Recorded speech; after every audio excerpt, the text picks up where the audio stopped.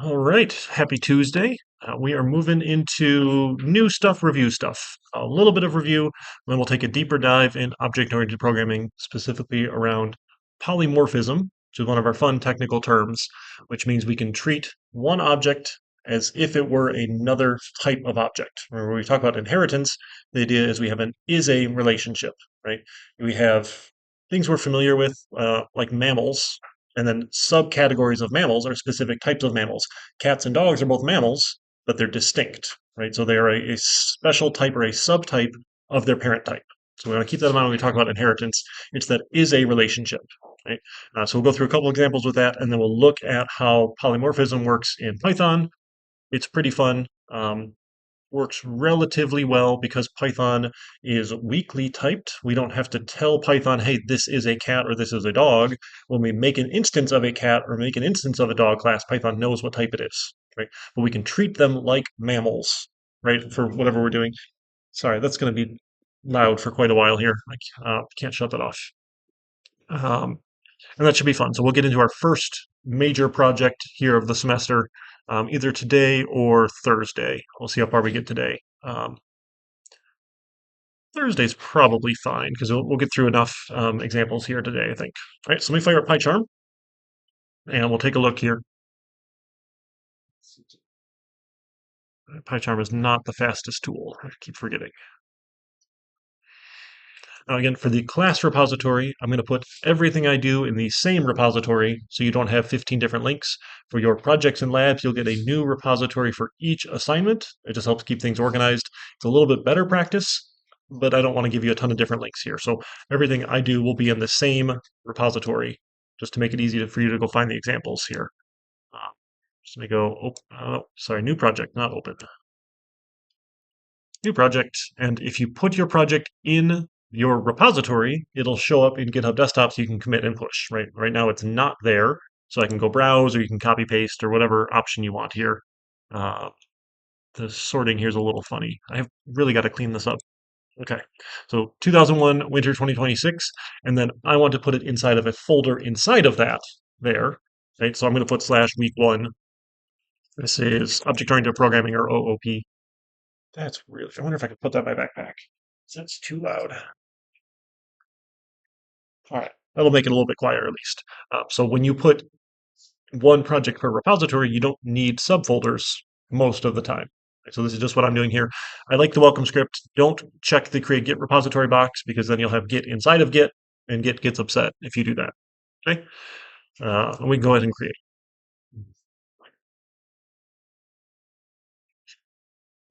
I'll make my welcome script in a minute. Now, had a bad habit from one of the first programming languages I learned was Java, which was very particular about how you write classes, and you had one class per file. I still like that approach because I think it makes my commit history cleaner to see one class per file here. So I'm going to make a lot of modules. Modules are just fancy words for more Python files, right? And you can put them in a folder if you want. I'm not going to bother here. So I'm going to leave my main py script alone here, and when I come add another Python module, another Python file, I'm going to do that for every class I write. Okay, it's just my style preference here. The textbook, he dumps everything into one file. Sure, that's fine. And a lot of people do that when you get to Python. It's not the end of the world here. There's just a style difference. So I'm going to go to new Python file, and we'll call this one, how about a polygon? Do we do polygons already? Okay, good. We'll do polygon. Uh, oops, that should be a lowercase here. Sorry. So file names are usually lowercase. Rename lowercase p polygon here. And to make a class, right, this idea of defining the blueprint for how I'm going to make a bunch of objects, right? That's what my class is. So I'm going to define the code here, and then we can use that. So I'll say class for polygon here inside of my polygon module. Right?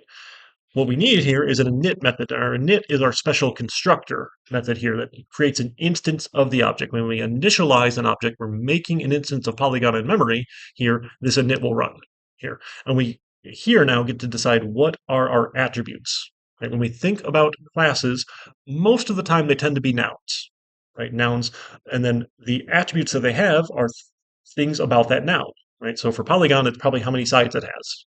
right? So we would have a self dot here. So self dot means I'm belonging to the instance of polygon. So I can have one instance of polygon with 5 sides, another instance of polygon with 7 sides, another instance of polygon with 20 sides. Whatever I want here, they're all distinct and unique in memory. Right? That's because they're defined at the instance level with the self here. We'll get into some of the other stuff in a little bit here, but we're going to start with self here, and we'll say number of sides. Right? And we're just going to start at 0 here because it's all I have. Right? So when we create an instance of polygon, it has no sides. It's probably mathematically impossible, but again, we're just pretending right now.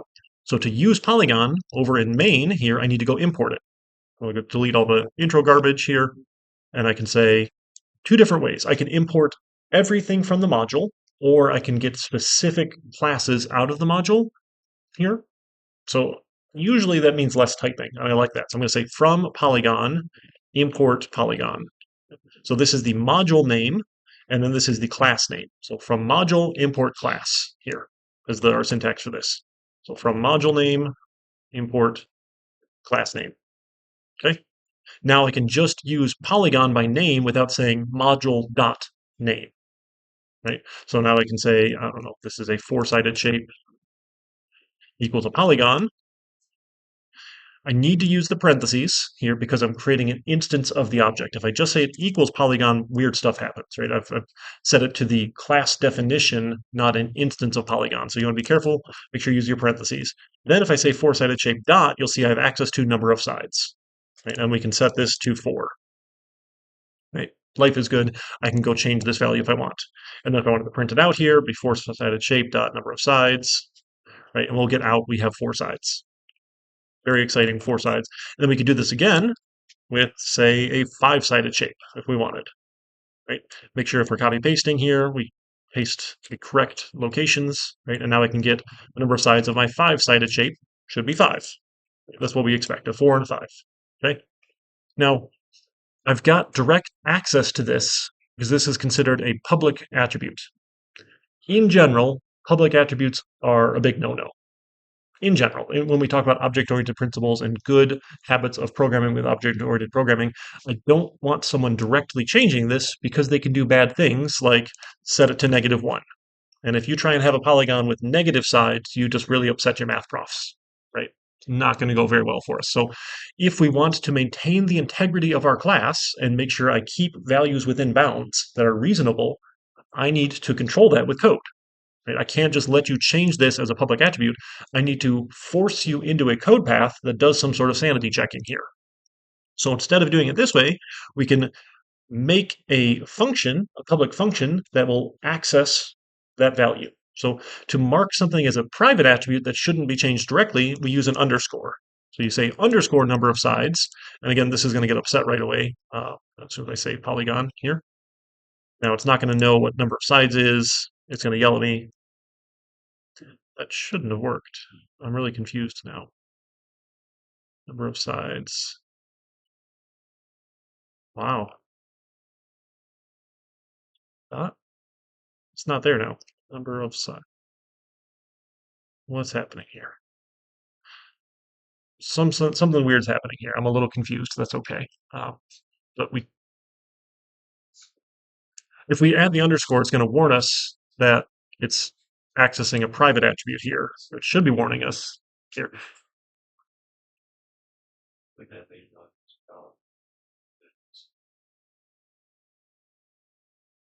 Run it.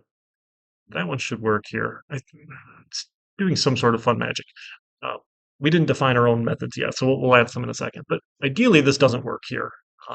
We shouldn't be accessing a protected attribute. So it's giving us a warning. Python lets you do bad things, right? It's going to warn you, hey, you shouldn't do this, right? It's like opening up a device and breaking the warranty. If you start modifying these internal components, the warranty's void.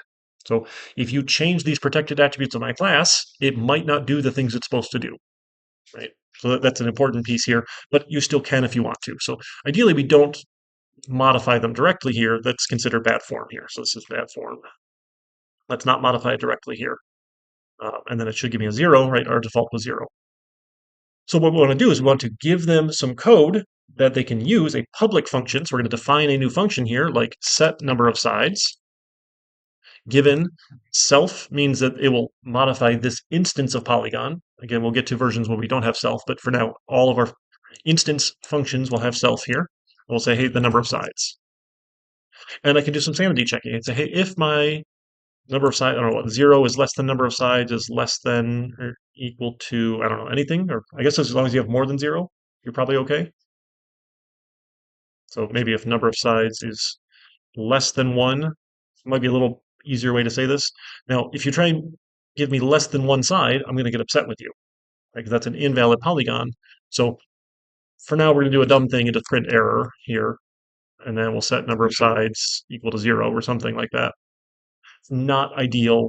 It's okay. We'll come back to it here. I can return to end my function. Other than that, I'll say my self.number of sides equals the number of sides. Oops. This one here, self number of sides is 0. Yeah. Did you want an underscore like so for itself dot underscore number of slides, and then you have a function underneath that says number of slides with no underscore. What is that? So this one here is the number of sides argument here. So the value that you give it.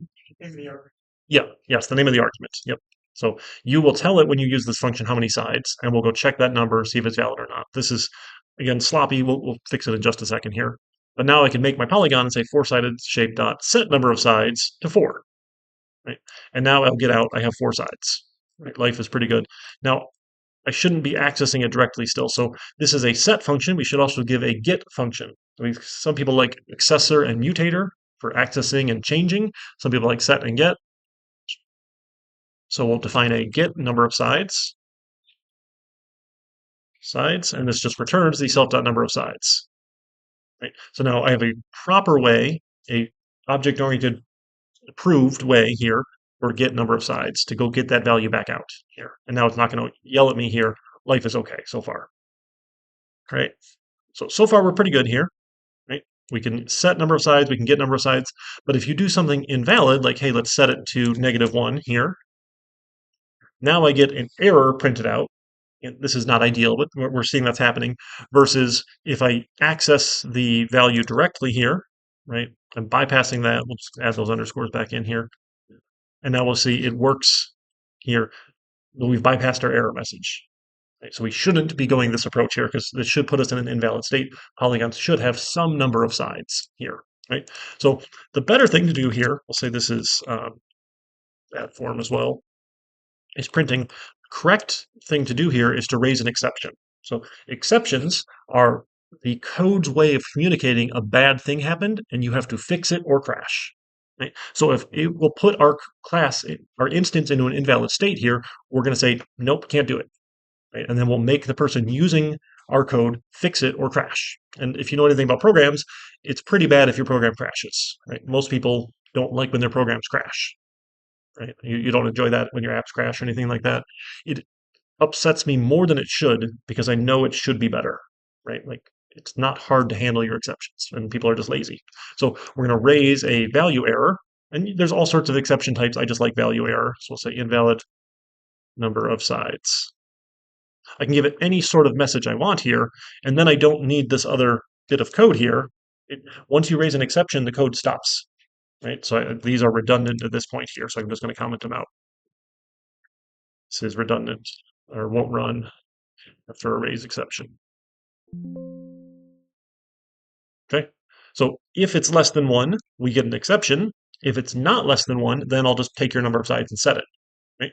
So now when I run my code in main here, I crash and I get my message here. So that quote that we put there, the string value, the error message shows up here in our code, right, which is nice. So we get that sort of message, hey, this is invalid.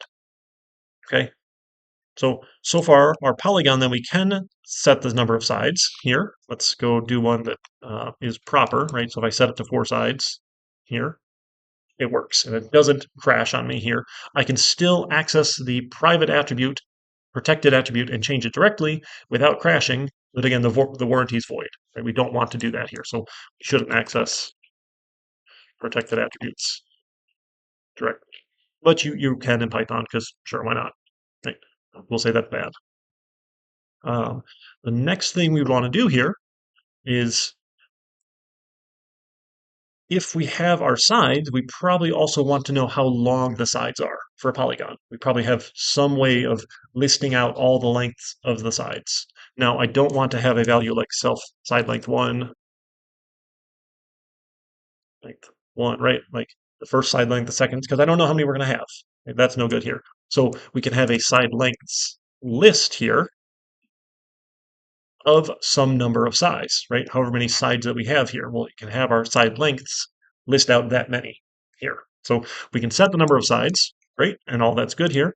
And then we need to set up our side lengths to be the size of the number of sides that we have. So we can set that here then. We would say, I think it's none. Actually, we want 0, right? We'll assume they're all 0 until we know otherwise, times number of sides. I think that gives us a list, the right size here. Uh, that'll probably do it. And then we need a way to set and get individual side lengths by index, right? The first side length, the second side length, the third side length, or like normal people, you start counting at 0. The 0th side length, the first side length, the second side length, right? That's how normal people count. That's how programmers count. So we can have a set side length given the side index, right? Are you index 0, index 1, index 2, index 3, whatever, and then the length, right?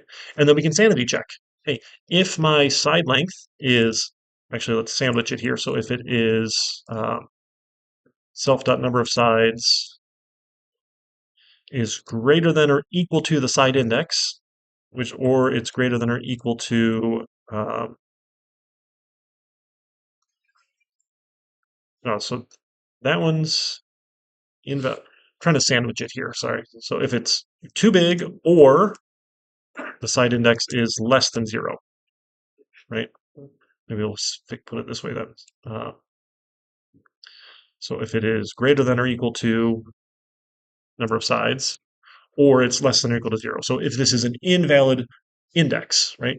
Less than 0 or more than or equal to my number of sides, right? Because if I have 3 sides, I have indexes 0, 1, and 2. There is no index 3.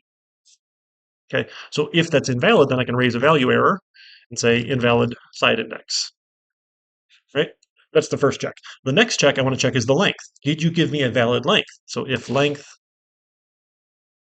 is less than or equal to 0, we can raise a value error saying invalid length. Error, too many R's here. You know, ChatGPT is really good at telling you how many of a letter occur. Have you seen those? Or it messes up how many R's are in strawberry or things like that. Uh, really fun tools, really fun, exciting tools here. All right, so if none of those happened, right, then we're in good shape. It's a good index and a good length here. I can go set it. So we'll take my self.side lengths at the index, the side index, and assign it the value of length. Right? We'll go take the length, stick it in my list of side lengths. Okay. And then if I want to get side length, define get side length given a side index. Now, probably the same thing here. And you're thinking to yourself, hey, if you have the same code twice, you should feel bad about yourself, Eric. I like the way you think, right? We can do better, right? We don't need to have the same code twice because we can write our own code, right? So let's refactor this into the function. So let's use PyCharm. You can right click on it and say refactor. And let's extract method here. This is, I don't know, check valid side index. Or it is valid side index, or I don't know, whatever you want to call it here.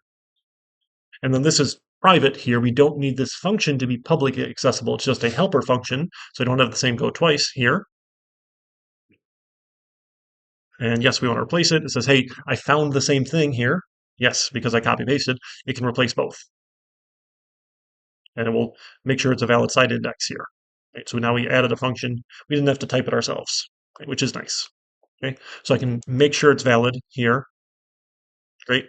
Get the side index, and then we can go and return the self.side lengths at the side index. Because if it was invalid, we would raise an exception and stop here, right? Right. So we have some helper code here, so make sure we don't have the same code twice. We can get side length, we can set side length here. So let's make a polygon with four sides, and we can take our four-sided shape dot set side length here, side index 0. How long should side index 0 be? 5. All right. And then let's go and I'm going to copy paste a couple here. Side index 0, 1, 2, and 3. So how long should our other lengths be? We leave them at 5 and be a square? 7. 7? All right. 3. 3? Okay.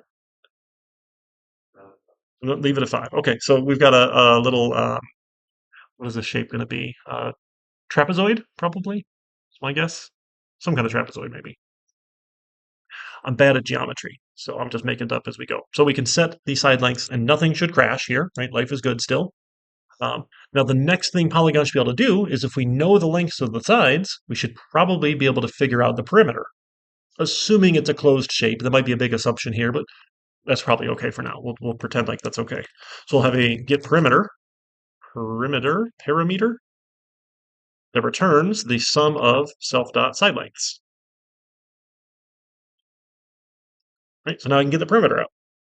Great. What about the area? Can we calculate the area of a polygon? If you know what kind of polygon you are, you probably can, right? But what if we want all polygons to be able to do this here? We just haven't implemented it yet. Right? We could say, hey, let's have a get area function. We can, if you actually call it, we'll raise a not implemented error.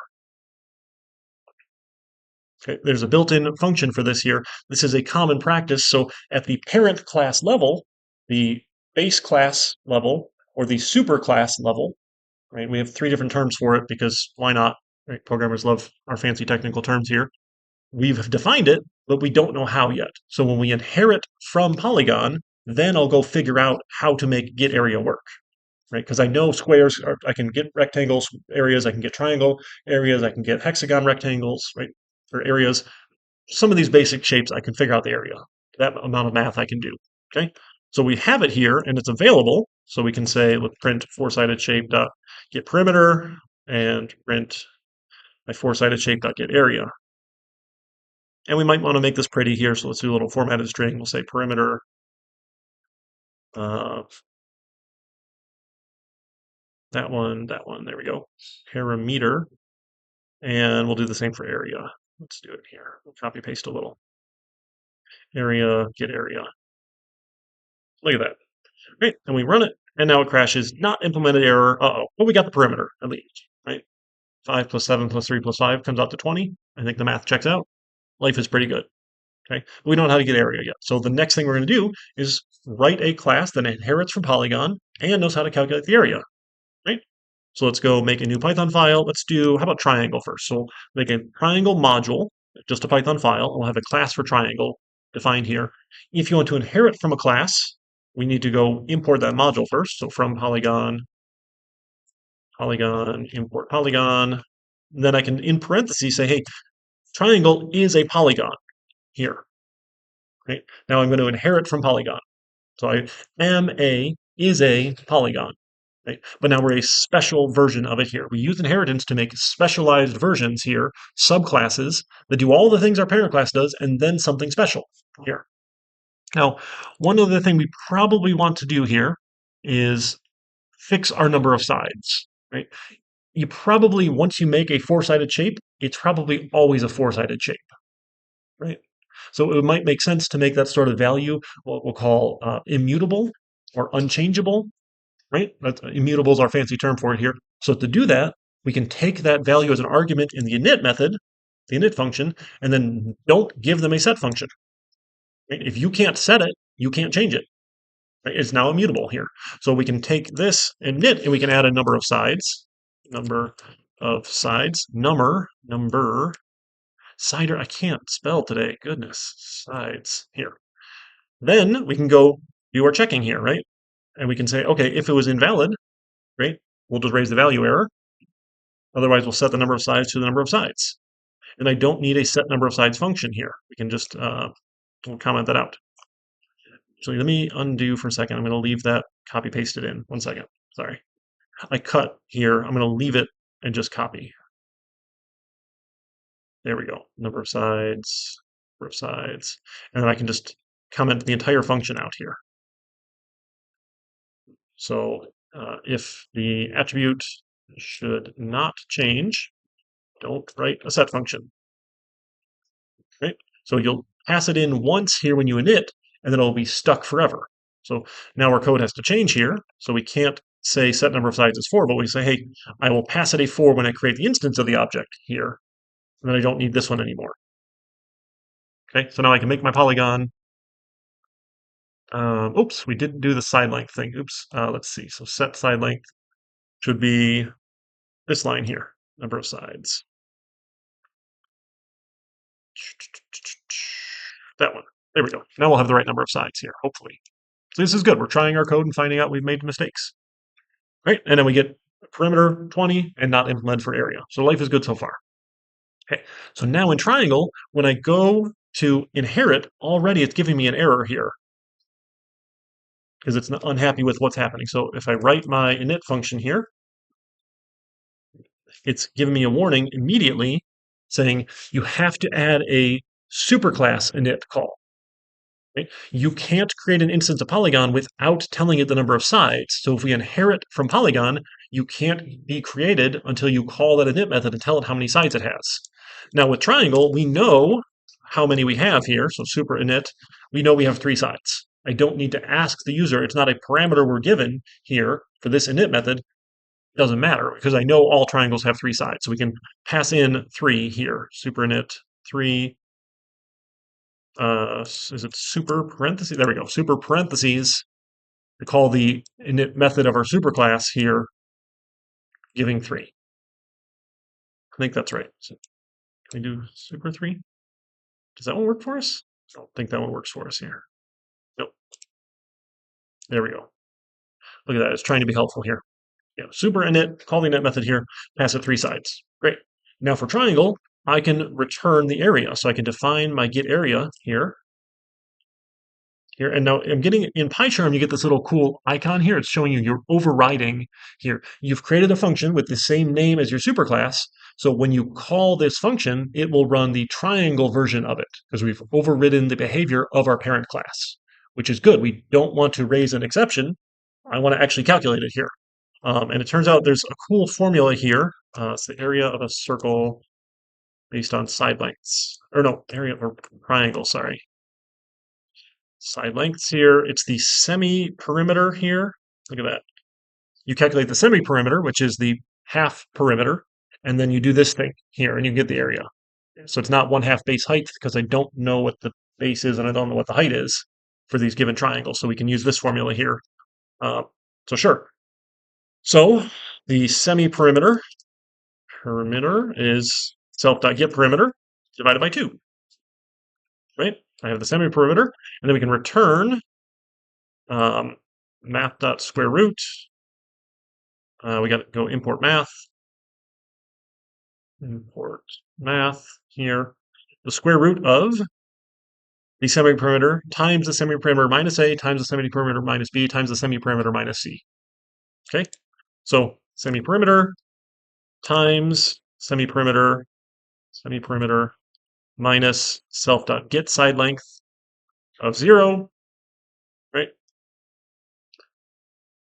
That one, let me add the stars here. I'll make my copy pasting a little easier here.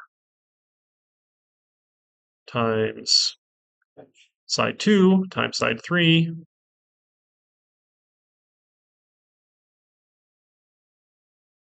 One more parenthesis here for the square root, right?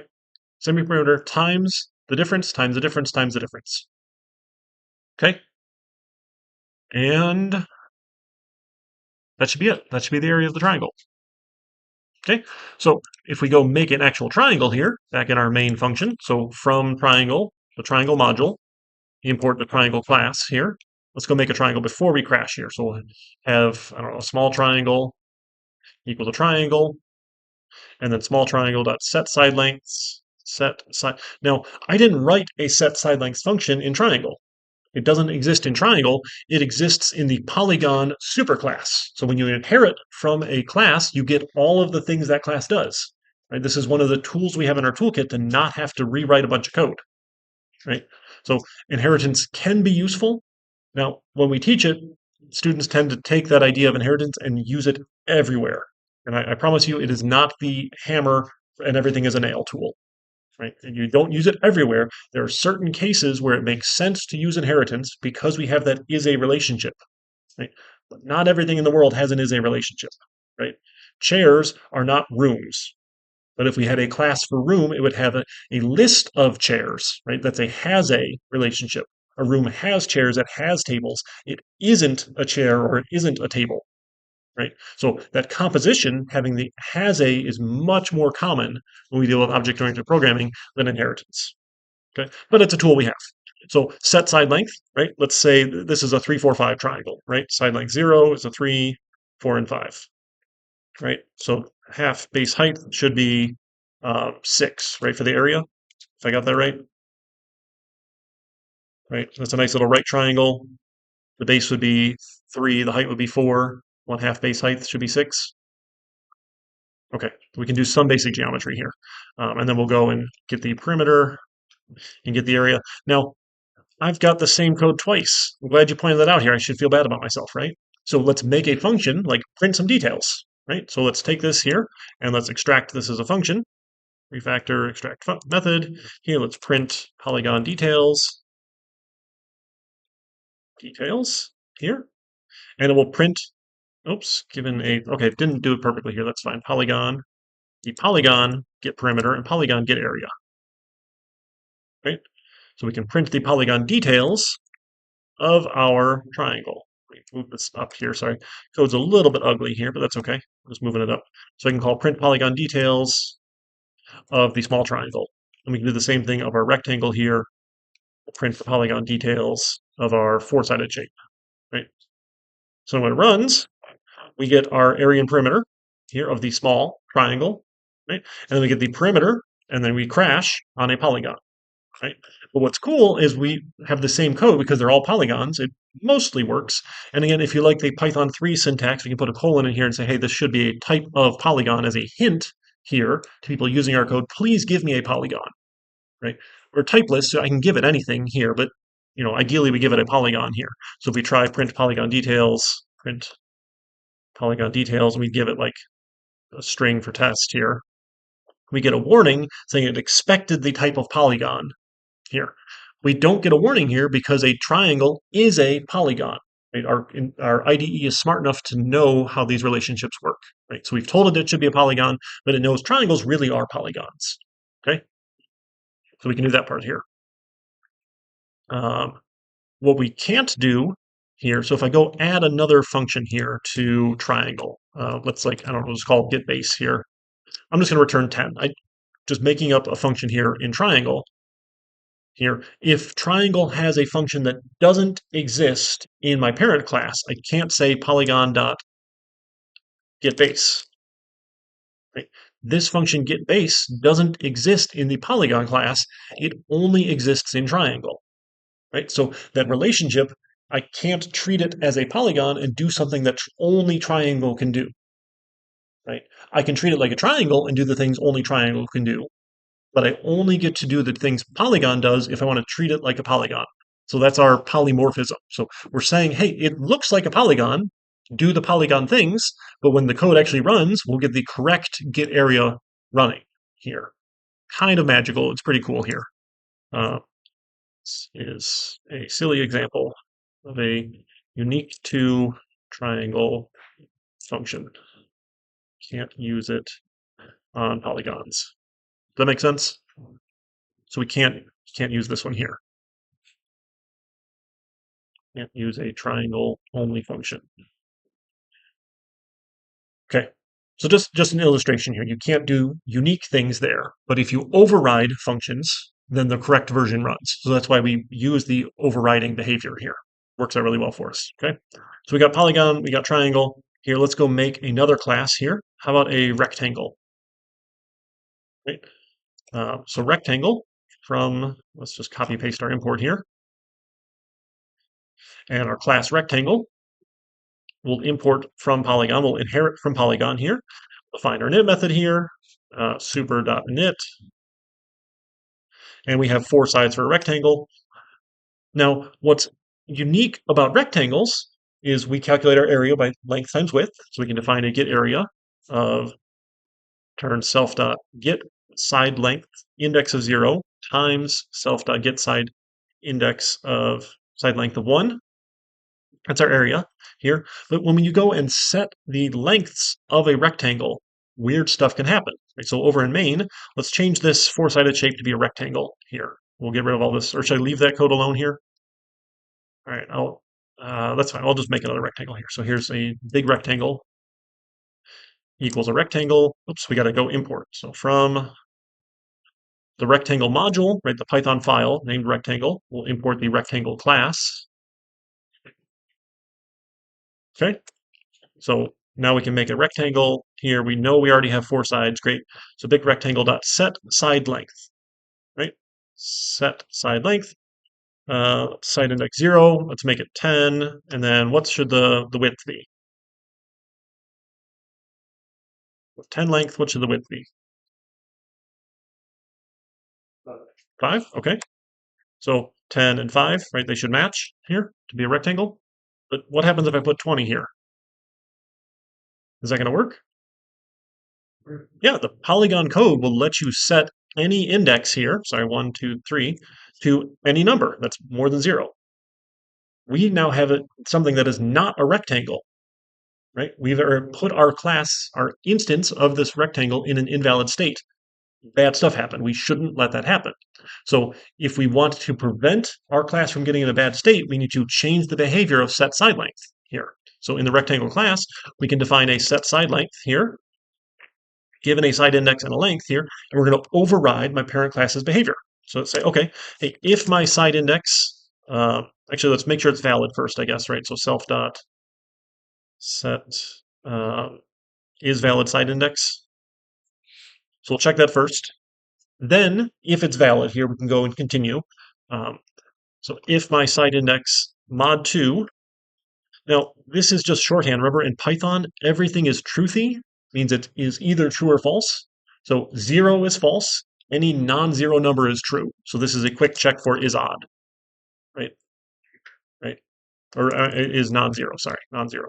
So when you have length indexes 0, 1, 2, and 3, 0 and 2 will be mod 2 will be false, 1 and 3 mod 2 will be true, right? So I've got either the length or the widths, right, with a true or false here. So if it's that one here, then I'll say set dot self dot set side. I'm sorry, I want the super dot set superclass dot set side index of the side index and the length, right? Um, Actually, so if it is odd, then it's 1 and 3, right? So you give me an odd number, I'm going to take 1 and 3 here.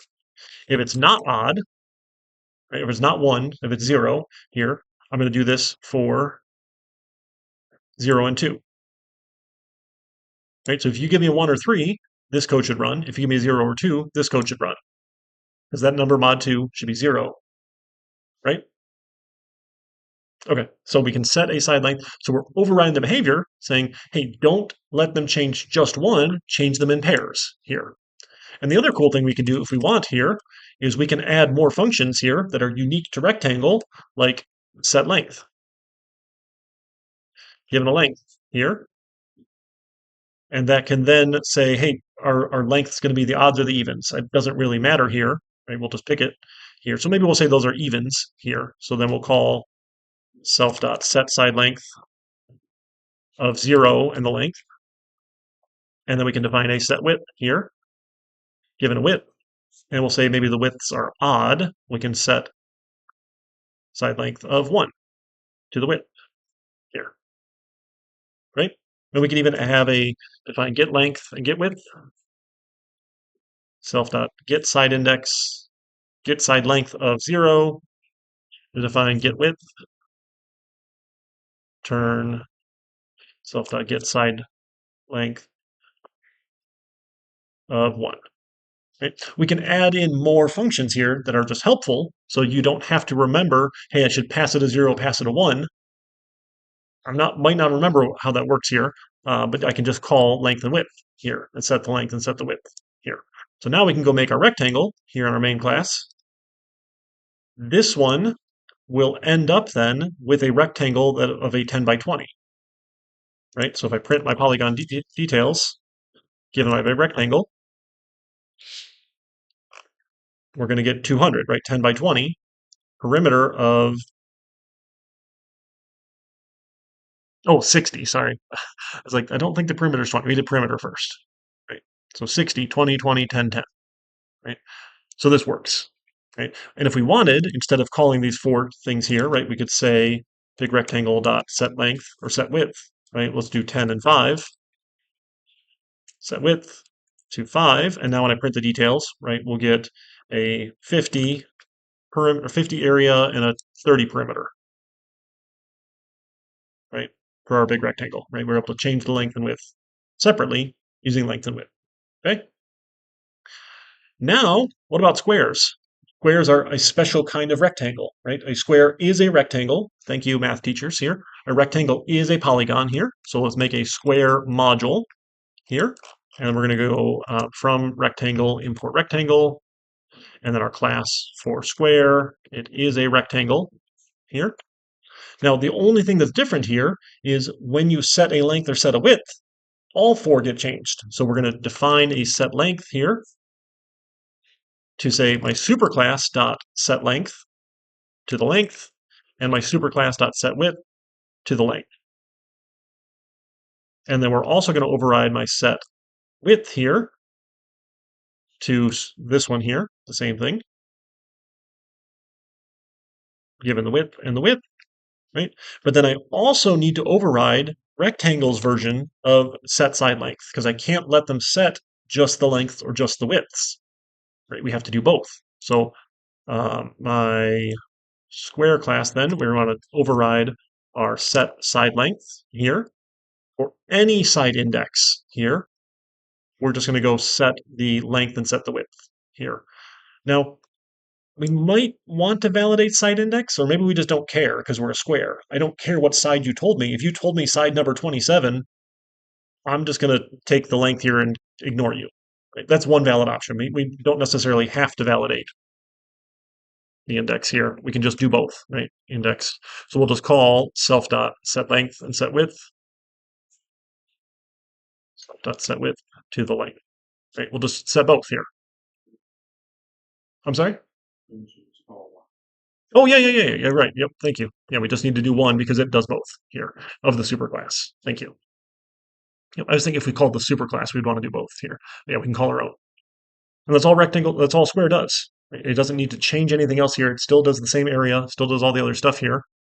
So in my main class then, if we want to from square, import square, we can go make a square here, small square, goes a square, and then small square dot set length or set width, any of these, right? Whatever one we want here, set side length of 1.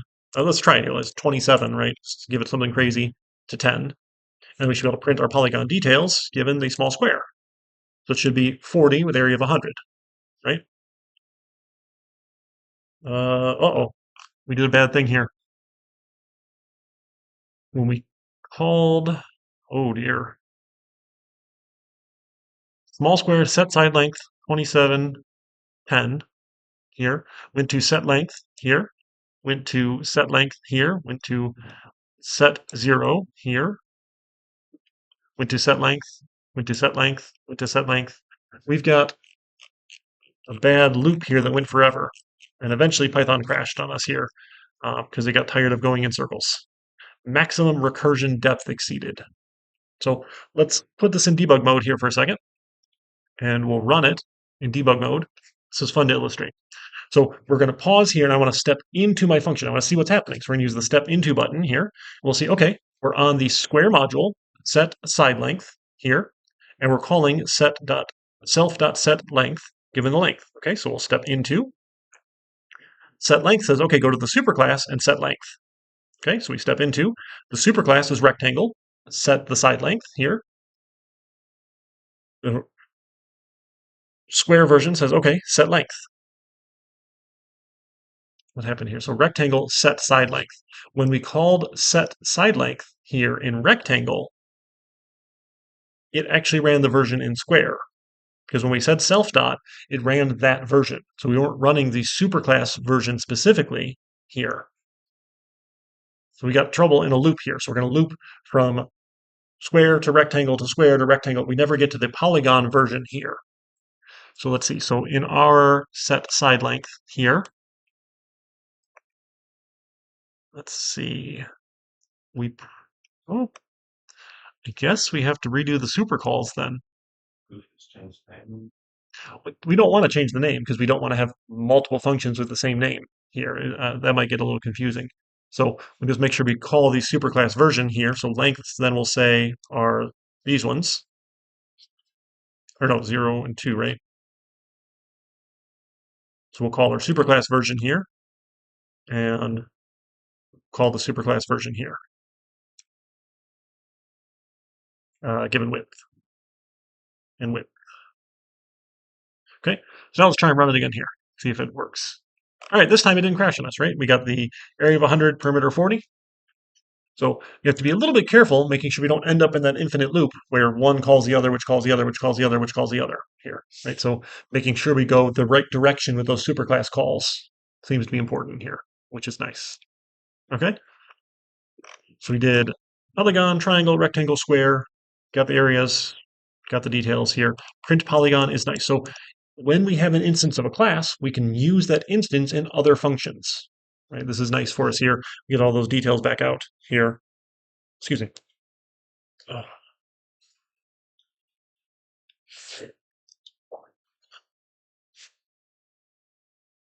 All right. I think that's pretty good. Again, this one is not, shouldn't access them directly here. Bad stuff is going to happen. Um, Changing it will lead into bad things. You can in Python. It lets you change it here as we go. And this one still will crash. Because Polygon doesn't know how calculate area, right? Which is fine. So with our technical terms here, if you have a class that doesn't have an implementation, we generally will call those abstract classes. So abstract is the term, meaning it doesn't know how to implement it here. You can make a polygon, Python will let you do it, but it doesn't do everything yet here. So other languages, you can't make instances of abstract classes. Python's like, no, go for it. Do whatever you want, but it's going to crash on you. So there's not really the safeguards there, making sure you can't do that thing here. But we can define any sort of shared usage at the parent class level, and then use our subclasses here to implement that unique behavior for those types here. So we could go make octagons, we could go make hexagons. I don't think it's that interesting at this point here, the example. Does that part make sense? Right? The other fun thing we could do if we wanted is we could make a cube, but a cube isn't a square, right? It just has 6 squares, all the same size, right? It's not really a polygon, right? So we wouldn't use inheritance for that, but it could have a instance or 6. Really, I think it only needs one, right? Because all 6 would be the same here for a cube.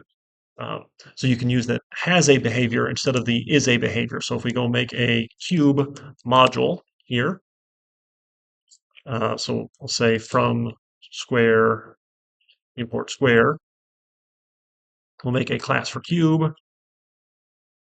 Now we're not inheriting from anything. Oh, sorry. You don't need the parentheses if you don't inherit from anything.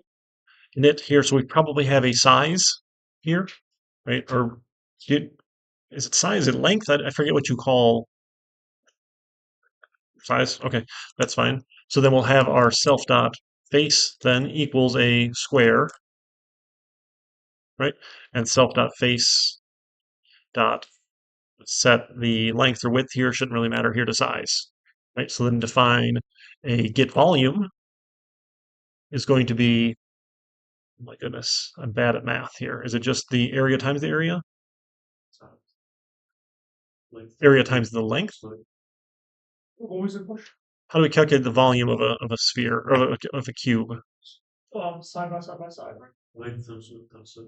Okay, So just keep, so self dot face dot get length or get width cubed, right? So we can use this as our exponential notation here. Multiply 2 stars is to the power of, right? To the power of 3 to be able to get the volume. Cubes don't have areas, right? I mean, they have surface areas, yeah. Okay, so we can define a get surface area. It's just 6. Here. We'll return self.face dot get area times 6. Yeah. Cool. Right. Other things a cube can do. Probably it. Okay. So again, this is has a, not is a. Cubes aren't squares. Squares aren't cubes, right? But it can have one. So just to have that point illustrated, so we can say from cube, import cube. We can make a cube of a given size here. So let's go make a cube equals cube. I don't know, 5. So then our area should be 125, and the surface area 6 times 25. Is that 150? You can print cube dot get volume. We can do, sure, volume.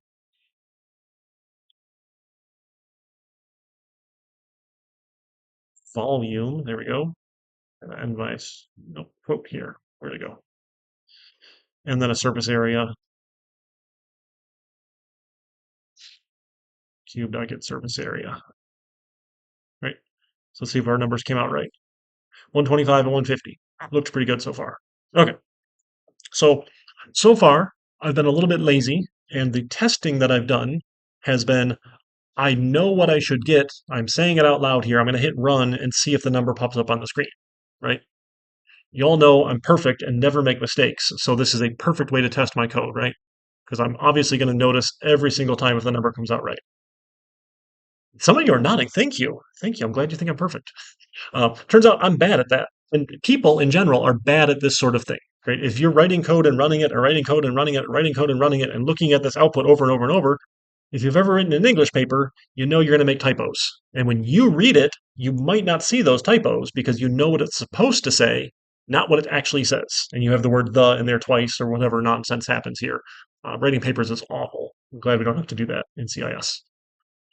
So I'm bad at it. People are bad at it. What sort of thing do we have? What sort of tool do we have that's really good at saying, does this number equal this number?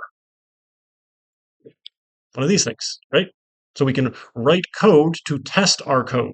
Right? We're going to call this unit tests here. It's one of my favorite things. I get a little excited about testing. It's okay. I'm a little odd. It's not to worry here. So I'm only going to do it for one class here. We'll get to eventually you do it for all of them here. But my general rule of thumb is that any code worth writing is worth testing. Right? If you care about it being accurate, we should test it. And if you don't care if it's accurate or not, don't write the garbage. Right? If it doesn't matter if it's right or wrong, what are you doing? Like, you just make the computer print hello world if it doesn't matter if it's right or wrong, right? So we're going to go and test our code. So let's work on Cube first. So PyCharm has some cool built-in tools for us that will generate a bunch of stuff, which makes my life good, right? And I'm happy when things are easy and I don't have to do a bunch of work by hand. So I'm going to right-click and say, go to test. And it's going to say, I don't have any tests. Do you want to make some new tests? We'll say, yes, please, PyCharm. So it says, hey, how about we make a new test file for you, a new module, great. And what do you want to call it? Test cube. I'm testing the cube class, great. This is all good here. And what functions do you want to test? Hey, let's test volume and surface area. Fantastic. I'm going to check those boxes here. We'll say, okay. So it generates a bunch of code for me here in a new test cube file. Here we get a class test cube, which inherits from test case. The test case class from the unit test module knows how to do a bunch of cool stuff. Right? One of those things is compare, does this number equal this number? Right? That's our quick, easy one here. Right? So we have a test get volume and a test get surface area. Now, testing in Python is generally convention based. So you want to leave your function starting with the name test here. This is kind of important for auto discovery, auto testing, all sorts of cool tools here. It's not the end of the world if it doesn't here, but you're going to have a hard time running it. That's all. So leave the word test at the prefix of every test you're writing here. Right? And instead of self fail, which is really sad here when we run our tests, we fail, right? Oh, they failed, which is expected because we told it to fail here. We want to go and make our tests pass, right? So I like to follow the AAA convention here, which means we're going to arrange is set up the code we need to test, and then we're going to act. We're going to call the code we're testing, and then we're going to assert, did we get what we expected? Okay, setup. Is that 2 words, really? The noun setup. Look at that. Powered by language tool. That's so cool, I guess. Okay, so to test get volume here, I need to have an expected volume. He said was 125, right? And then we need a cube to test on. So we'll have a cube is a cube of size 5, right? We got to go import. So from cube, import cube. Oops, lowercase c cube for the module, uppercase c cube for the class. Okay, then we're going to call the code we're testing. So we'll have an actual volume is my cube.get volume. And then we'll assert, did they match? So self.assert equal the expected and the actual, right? So again, the tests will get more interesting as we go here, but for now, right, I should get 125 if the size is 5. That's the only thing I'm testing here. Let's go do the thing, call the code we're testing, and see, did it match? And then we can go run our tests. And now we get a nice little check mark here. This one passed. Life is good. So I don't have to actually print something to the screen here. I can make the computer test for me, right? And same thing with surface area. Then we're going to do the same thing here, arrange, act, and assert. So expected surface area, what do we say was 150, right? 25 times 6. And we'll get surface area, and we'll have an expected surface area and an actual surface area. And then an expected surface area and an actual surface area. I'm just hitting tab at all the completes here as I type a couple letters. I promise I don't type that fast. I'm pretty quick, but not that fast. If you guys want to play Type Racer later, I'll race you at typing. It's always lots of fun here. I think I promised the class earlier, if you can beat me at Type Racer, I'll just give you an A. Because obviously that's what's important as a programmer, right? How fast you can type. Great, and we'll run this test. Great, so now this test also passed. Life is good, okay? So unit testing is fantastic, and then one of the things we get to measure, a metric in software testing, is code coverage. That's just a fancy word for how much of my code actually ran when I was writing my tests, when my tests were running here. So for Cube, all of it ran. We have a 100% code coverage. Now if you pay for the license, I'm pretty sure they measure it for you. I don't remember. I never use it anyway. It's not all that interesting. We just eyeball it for our purposes here, right? We're not paying for any fancy tools. So all of my code will run here because the init runs, this one runs, and this one runs. So all of the cube classes tested. Now, say in Polygon here, if I don't make a polygon with an invalid number of sides here, I won't have 100% code coverage. So to test Polygon at 100% code coverage, I will have a test that makes sure I get a value error when I expect it, and I'll have a Polygon that doesn't. Right, so we have to test all of the code paths here. So again, for length, make sure we have a invalid length here, and make sure other than that, it's good, right? Now, testing all the gets is a little bit obnoxious here. Sometimes I might just test them all at once here. Sometimes you might want to test them separate. Generally, you want to test one function at a time, the smallest unit possible of your public functions here, right? That way you can narrow in what's not working right. So if I have one test that tests the area and the perimeter and the side length and all of the gets at once here and it doesn't work, it's a little harder to figure out what went wrong, right? So again, that's more of the art side of things, like how finely detailed do we want to get in individual tests versus one test. It doesn't really matter as long as we're running all of the code. It's sort of the general rule here. So it'll be a little ugly and harder to follow. And like our regular code, we want our test code to be easy to read for people who come after us. Right? You're going to move on to bigger and better things and more interesting projects, and some poor new junior developer will be inheriting your project and have to maintain it, and they're probably a psychopath. So if you have terrible written code, they're going to come after you. So that's probably a bad joke. Sorry. But they're going to be upset with you, and you don't want to upset people, right? We want to write code that's nice, easy to read and maintain for people here, and it just so happens that Python can run it too. Okay. The other cool thing you can do once you have unit tests, because the computer can run them, is you can get into this idea of continuous integration testing. Now, this project is really small and easy, and I hit run, and it takes like a second, if that, right? What did it say? Somewhere it tells me how many milliseconds it took. That was quick, right? But as I have larger software and more and more and more packages and more tests here, it takes longer and longer and longer. And developers are expensive, right? Our time is valuable here. So you don't want them sitting around doing nothing while tests are running. So what you want to do is make someone else's computer run the tests, right? Well, they can move on to something else. So with continuous integration testing, you can make someone else's computer do it for you. So like with the VS Code project here, I like to use this as an example here. Every time code is committed to the GitHub repository, one of the cool features that GitHub offers is a cloud-based testing system. Right? So in their GitHub Actions, you set up. There's all sorts of tools that do it. GitHub just also happens to have one, and that's one of the things they sell here. Is it can run the test, and you can see, hey, currently 31 out of 31 tests passed here when this commit happened. Right? This one here, they're still running. 18 out of 22 have run. Here, they're still in progress here. Somewhere in here, they fail. It's been a little while here. So this one, some of the tests failed. So if tests fail, something went wrong somewhere here. We should go fix it, right? But I don't have to run the tests on my computer. I can run it in this cloud testing environment, which takes a whole other bunch of stuff. Don't worry too much about it here. That's a bit of a DevOps specialty bit here, but we can run the tests on someone else's computer, which is fun. Okay.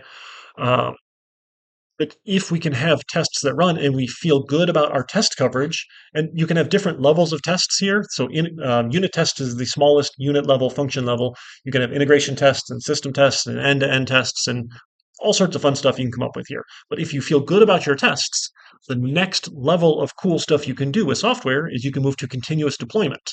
So depending on the software you run, usually this is easiest for web applications here. Every time code is changed and the tests pass, you can have it automatically update your website or your software, whatever it happens to be. So my buddies who worked at Khan Academy, when they made their change, it would go through its test suites and then it would publish that change right to their production website. Right? They've got all sorts of cool things and failovers and deploying servers and taking them down and putting them back in rotation pools and all sorts of fun web technology that lets you do that. But that means developers can in just a few moments, make a change, feel good it didn't break stuff, and have the live website updated here so they can quickly get features out in production, right? Which is generally a business advantage. The faster you can get changes out and into users' hands, the better feedback you're going to get in that cycle because it's going to take you a little while to be like, okay, they want this change here. I have to go find this particular file. I'm changing this little thing here. And if it takes a week for them to even be able to try it, you forgot all about it. And then they come back and be like, oh, I said I wanted this thing, but I really wanted this other thing. And you're like, why didn't you tell me that in the first place? But again, end users are fun like that. So if we can get that cycle shorter, it makes us more efficient here. And the more efficient we are, the more money we make our businesses. Or, obviously it's all about the money, right? But that sort of thing. So if we have good continuous integration testing, we might be able to move into continuous deployment. It's not always, but again, depending on what we're working on here, that's a pretty good, fun feature, a fun thing to aim for as we're going. So that's testing here. So we can run all the tests automatically, all sorts of fun things here with our tests. So for our project, we'll write classes, we'll use inheritance, and we're going to write tests to make sure it does what it's supposed to do here. It has us build some classes for a silly pretend game, but we're not actually going to build the game piece. We're just saying, hey, my portion of it is writing the business logic for the classes here, and I don't have a game to click on. I don't have buttons to click on. I don't have a screen to interact with here. The way I'm going to test it is with unit tests to know if I did my logic right. Okay, so I think we're about out of time here. We can pick that up on Thursday. Sound good? Okay, cool. So we'll pick that up on Thursday and go from there. We'll do a couple more examples. We'll look at some more testing here, some more building out some classes. And then our lab the following Tuesday will follow along with some of the chapter exercises here from the book. And we'll do a couple of those and a fun little illustration here of, oh goodness, what is it? Is it Bernoulli's law? Oh man, I forget what it is. Bernoulli's? No, I'll find it later. I got it written down here. There's a fun lab exercise we can do about the distribution of numbers because you all like numbers, right? You're in the wrong program if you don't like numbers. Sorry. All right. Thanks, folks.